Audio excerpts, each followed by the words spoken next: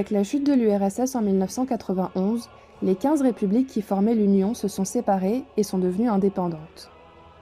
Située dans la partie européenne, l'Ukraine est un pays slave, comme la Russie et le Bélarus. Elle a donc des liens historiques, la civilisation russe est née à Kiev, ethniques et religieux très étroits avec la Russie. Les autres ex-républiques soviétiques sont caucasiennes, comme la Géorgie ou l'Arménie, ou bien turcophones, comme le Kazakhstan ou le Turkménistan. Dès leur indépendance, les républiques populaires d'Europe de l'Est, comme la Pologne ou la République tchèque, qui étaient officiellement indépendantes, mais dominées de facto au géant soviétique, ont entamé le processus d'adhésion à l'Union européenne ainsi qu'à l'OTAN, une alliance militaire chapeautée par les États-Unis, dans le but de contenir l'expansion du communisme après la Seconde Guerre mondiale. Les 3 pays baltes, qui faisaient partie intégrante de l'URSS, ont eux aussi poursuivi ce processus.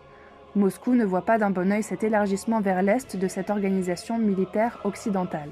Mais l'UE et l'OTAN ont à plusieurs reprises offert un partenariat avec la Russie pour lui signifier qu'elles n'ont pas de visée belliqueuse envers elle.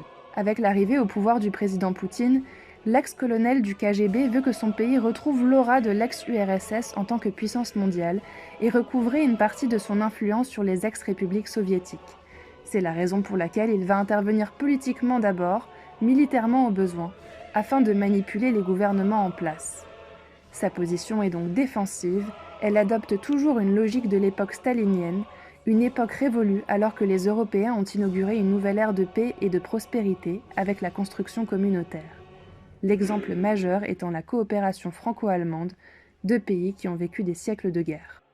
En Ukraine, Poutine va étonner le monde en annexant la Crimée, une presqu'île offerte à l'Ukraine par Nikita Khrouchtchev à l'époque de l'URSS et siège du principal port militaire russe sur la mer Noire.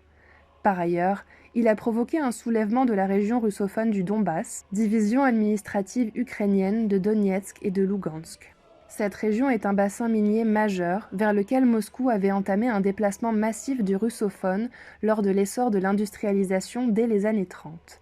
Avec le déclin de l'industrie lourde et la chute de l'URSS, cette région s'est appauvrie, tout comme l'immense partie des ex-républiques soviétiques. Ici, un portrait du président de la République populaire de Donetsk, Denis Pouchkine. Cette carte montre la composition démographique de l'Ukraine selon les langues pratiquées. On voit très bien que les Ukrainiens sont plus nombreux à l'ouest, alors que les russophones sont concentrés dans le Donbass.